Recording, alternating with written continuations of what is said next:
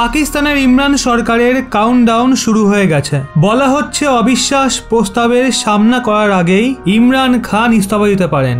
অবিশ্বাস প্রস্তাব নিয়ে 25শে মার্চ ভোটিং হতে পারে। মিডিয়া রিপোর্টে বলা হয়েছে পাকিস্তানের সেনা প্রমুখ জেনারেল বাজওয়া ওয়াইসি কনফারেন্সের পর ইমরান খানকে পদত্যাগ করার কথা বলেছেন। কিন্তু এই সবকিছুর মাঝে খবর এটা আসছে বিপক্ষ দল নতুন সরকারের প্রারম্ভ শুরুও করে দিয়েছে।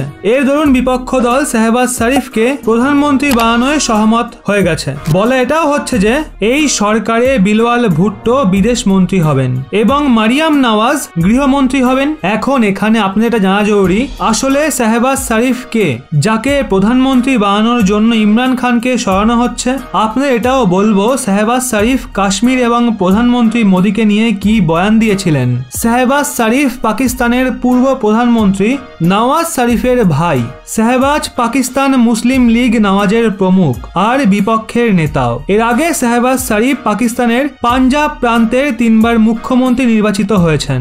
আপনাদের বলে দিই 2018-তে পাকিস্তানে সাধারণ নির্বাচন হয়েছিল। এই নির্বাচনে পাকিস্তান মুসলিম লীগ নওয়াজ শাহবাজ শরীফকে পাকিস্তানের প্রধানমন্ত্রী পদের যোগ্য বলে ঘোষণা করেছিল। কিন্তু ওই নির্বাচনে ইমরান খানের পার্টি তেহরিকে ইনসাফের জয় হয়েছিল। সেপ্টেম্বর 2020-তে শাহবাজ শরীফকে মানি লন্ডারিং কেসে গ্রেপ্তার করা হয়েছিল। ওনার ওপর কোটি কোটি টাকা এদিক ওদিক করার আরোপ লেগেছিল। এপ্রিল 2021-এ শাহবাজকে লাহোর হাইকোর্ট মুক্ত করেছিল। শাহবাজ শরীফের ওপর আজও এই কেস চলছে। শাহবাজ শরীফ কাশ্মীরকে নিয়ে ভারতের বিরুদ্ধে বিষ উগলে আসছে। শাহবাজ ভারতের প্রধানমন্ত্রী নরেন্দ্র মোদীর বিরুদ্ধেও অনেক বিবাদপূর্ণ বয়ান দিয়েছিল।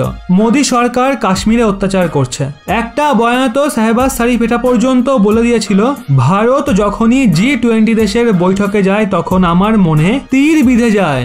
শাহবাজ বলেন আমি এটা বরদাস্ত করতে পারি না। PM মোদী G20 বৈঠকে যান আর আমরা দাঁড়িয়ে থেকে শুধু তামাশা দেখি। বন্ধুরা, পাকিস্তানের নতুন সম্ভাব্য প্রধানমন্ত্রীকে নিয়ে অবশ্যই কমেন্টে জানান আপনাদের কি মনে হয় ভারতের প্রতি এমন ভাবনা রেখে পাকিস্তানের উন্নতি কি সম্ভব?